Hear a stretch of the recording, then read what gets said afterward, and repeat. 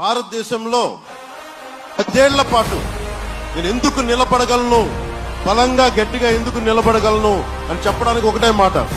10 ఏళ్ల పాటు, దశాబ్దం పాటు ఒక్క పదవి లేకుండా, ఒక్క ఉన్న ఎమ్మెల్యే కూడా వెళ్ళిపోయిన దశాబ్దం పాటు భారతదేశంలోనే ఒక రాజకీయ పార్టీ నడిపింది, అది నేనే నడిపాను.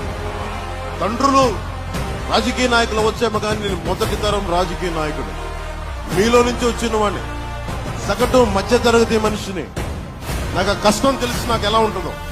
నేను మీ కష్టాలకు నా భుజం కాసేస్తాను. మీ అందరూ నా డబ్బు, నా శ్రమ, దశాబ్దంన్నర కాలం నా జీవితం, ముఖ్యంగా ఆఖరి దశాబ్దం ప్రజల కోసం, తెలుగు ప్రజల కోసం, ముఖ్యంగా ఆంధ్ర ప్రాంత ప్రజల కోసం మొత్తం దారపోస్తాను.